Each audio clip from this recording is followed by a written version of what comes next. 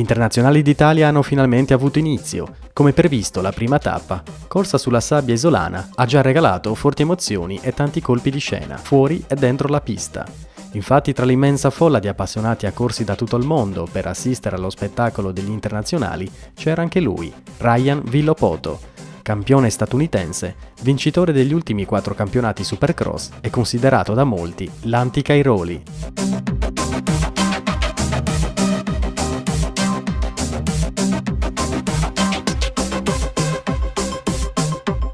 In vista della sua prima partecipazione al mondiale, intenzionato a soffiare la corona al 222 italiano, Villopoto non ha solo spiato i suoi futuri avversari, ma ha anche affittato la pista di Riola per effettuare dei test.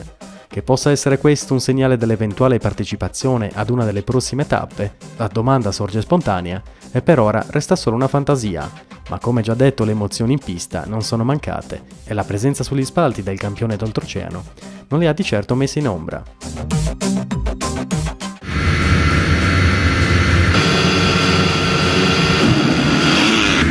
È sembrato che tutti i piloti, Cairoli in primis, abbiano voluto mandare un chiaro messaggio al rivale: vincere il mondiale non sarà per niente facile.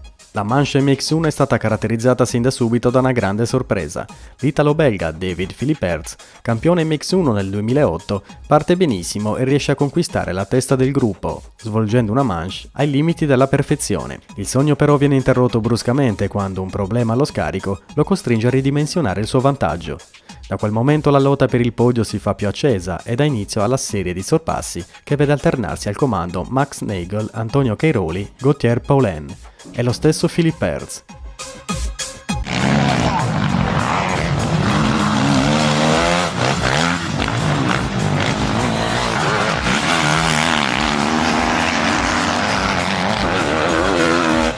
Al termine dell'ultimo giro ad avere la meglio è però Paulin, che sigla così la prima vittoria stagionale. Alle sue spalle Tony Cairoli e Jeremy Van Orebeek. Per l'ex campione italo-belga invece la sosta ai box per riparare la sua Yamaha non è bastata, costringendolo ad accontentarsi dell'11° posto.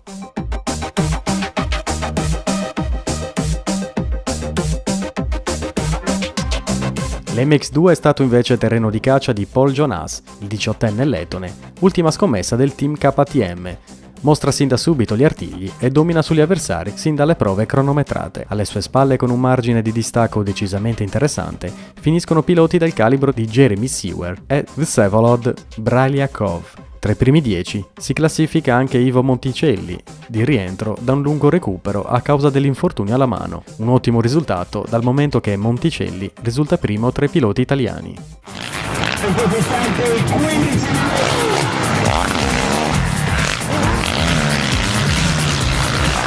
Nella 125 la giornata di Gianluca Facchetti sembra iniziare al meglio, e lui il più veloce durante le prove cronometrate. In seguito però qualcosa sembra andare storto, costringendolo a rinunciare al podio. In gara 1 una partenza rovinosa lo reclude in 16ª posizione e dopo non basta il riscatto del 7° posto per migliorare la sua situazione. Il podio dunque viene occupato nell'ordine da Gabriel Ketnicki, Ivan Petrov e Filippo Zonta. In realtà gara 1 vede Petrov al comando con Ketnicki, autore di un'eccezionale rimonta dalla 10ª posizione, che gli dà filo da torcere, ma non riesce a tagliare il traguardo prima di lui. In gara 2 però il copione cambia e parecchio, con il polacco che conquista la testa dopo il terzo giro e non se la lascia sfuggire sino alla fine della gara.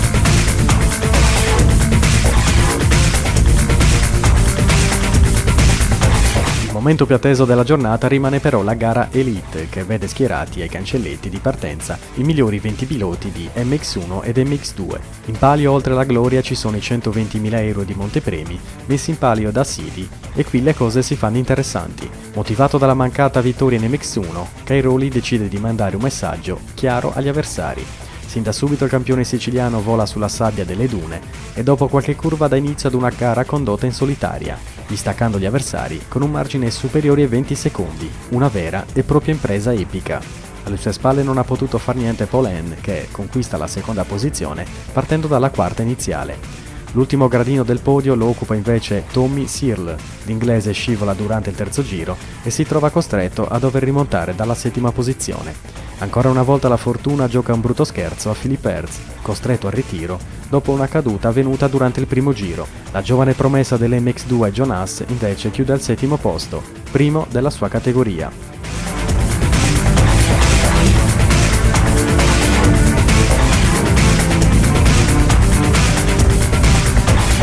Queste dunque le classifiche dopo la prima giornata degli internazionali.